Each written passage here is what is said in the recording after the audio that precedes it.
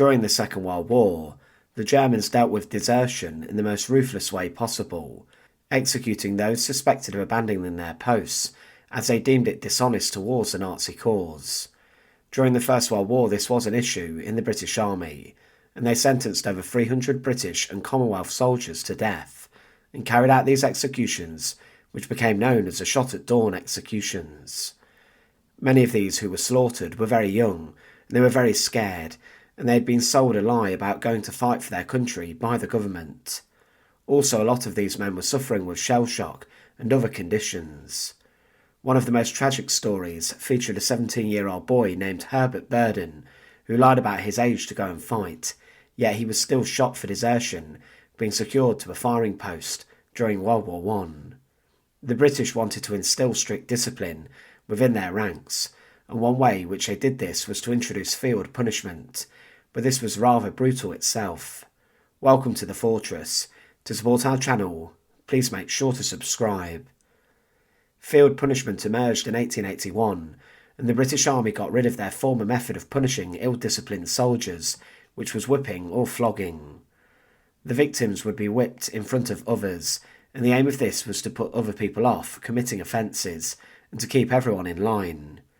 But other punishments included sentences of hard labour and even imprisonment, but what was introduced to replace flogging was known as Field Punishment No. 1.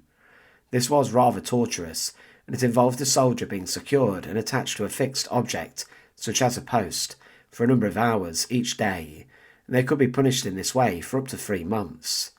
This was dangerous on the front lines, as this was often performed to a soldier in dangerous positions, and during the First World War the front line did shift sometimes, meaning a soldier could be tied to something, and they were likely then in harm's way and in range of artillery.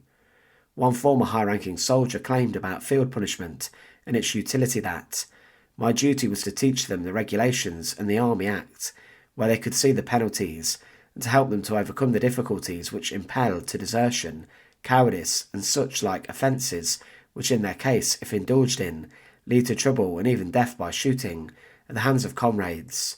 Fear is no more a crime in war than in peace. Inability to control or smother fear is an unpardonable and dangerous crime in war, and as it is contagious, must be treated like any other disease in peacetime. Abolished, I would remind the advocates of the abolition of the death sentence in war that to catch an infectious disease in peacetime is no crime, but to foster its spread by non-notification is an offence against society, which is rightly punished." Field Punishment No. 1 aimed to deal with people who were breaking the rules, and it was not used in the odd chance, but there were over 60,000 uses of it during the First World War, and it was applied to victims in a similar way, known as crucifixion. Their arms were left stretched out and their legs tied together, making it look as if they were on a cross. It was very humiliating and tough for people, as they were also exposed to sun for periods without significant protection, and this could cause sunstroke and dehydration. Also, it left them more liable to be exposed to trench lice, and some men did get ill from their punishment ordeal. Some were even suspended in the air, with their feet barely touching the ground, as some commanding officers took the regulations into their own hands. The punishment had been outlined, and it was said of the punishment method that a soldier may be attached to a fixed object. The following instructions will in future be strictly adhered to. With reference to paragraph 2b, the soldier must be attached so as to be firmly standing on his feet, which if tied must not be more than 12 inches apart, and it must be possible for him to move each foot at least 3 inches. If he is tied round the body, there must be no restriction of his breathing. If his arms or wrists are tied, there must be 6 inches of play between them and the fixed object. His arms must hang either side by his body or behind his back. With reference to paragraph 2c, irons should be used when available, but straps or ropes may be used in lieu of them when necessary. Any straps or ropes used for this purpose must be of sufficient width, that they inflict no bodily harm and leave no permanent mark on the offender. A number of people who were subjected to this treatment were greatly affected by their humiliating ordeal. One man, Robert Graves, wrote of this, when he saw it in the trenches, that "The next morning I was surprised and annoyed to find my buttons unpolished and only cold water for shaving. It made me late for breakfast. I could get no news of Totty, But on my way to rifle inspection at 9 o'clock at the company billet, noticed field punishment number 1 being carried out in the corner of a farmyard. Totty had just been awarded 28 days of it for drunkenness in the field and stood spread-eagled to the wheel of a company limber, tied by the ankles and wrists in the form of an X. He was obliged to stay in this position, crucifixion they called it, for several hours every day so long as the battalion remained in billets, and then again after the next spell of trenches. I shall never forget that look that my quiet, respectful, devoted Totty gave me. He wanted to tell me that he regretted having let me down, and his immediate reaction was to attempt to salute. I could see him vainly trying to lift his hand to his forehead and bring his heels together. Another man, Private Frank Bastable, personally experienced a field punishment, and he said of this act, when on parade for rifle inspection, after opening the bolts and closing them again the second time, as it did not suit the officer the first time, I accidentally let a round off. I had to go before the CO and got number 1 field punishment. I was tied up against a wagon by ankles and wrists for 2 hours a day, 1 hour in the morning and 1 in the afternoon, in the middle of winter and under shell fire. Private Bastable had found himself secured to a wagon in the cold whilst artillery shells were being fired close by. Another witness claimed that, one fine evening, 2 military policemen appeared with a handcuffed prisoner and in full view of the crowd and villagers tied him to the wheel of a limber, crucified form. The poor devil, a British Tommy, was undergoing field punishment number 1, and this public exposure was part of the punishment. There was a dramatic silence as every eye watched the man being fastened to the wheel, and some jeering started.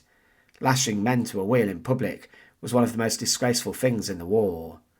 It seems that inside some of the British ranks that this was not the most popular for the soldiers to witness, and some empathised with those suffering from the ordeal. As the war went on and continued, there were a number of news articles written about the punishment method, and one described the punishment of 6 soldiers from Liverpool who had been punished for losing their gas masks and helmets while they were marching. This article stated that they were tied by the neck, waist, hands and feet to wheels for 1 hour, and they claimed it was something that the German enemy would perform, and some said it was very un-British. There were other cases of field punishment. For example, one soldier was subjected to 56 days of it, but there were many different crimes that someone could be punished by field punishment for. Failing to salute and compliment an officer was said to have been something someone could be sanctioned to this for, and some were even punished in this way for injuring a mule or for losing equipment which was needed. Also targeted for this was those who objected to bear arms, conscientious objectors, who were on the whole treated terribly by the British Army. These men were often considered cowards, and if they refused to carry out an order, then they would be liable to field punishment, and were often tied to posts close to the battlefield in hopes of scaring them into fighting for their country. This was purposely done by some officers who wanted to teach the men a lesson. Despite field punishment number 1 being the tying up of a soldier for a number of hours, there was a field punishment number 2, where a prisoner was kept in handcuffs and they were forced to remain with their unit. But in 1923, a few years after the war had come to an end, field punishment was abolished by the British Army. Over 60,000 soldiers had been subjected to it in the years of the conflict, and in many cases it was very dangerous and could even result in the death of a victim if they were secured in a locked position for many hours, specifically in harm's way. Thanks for watching. To support our channel, please make sure to subscribe, and once again, thank you so much for watching.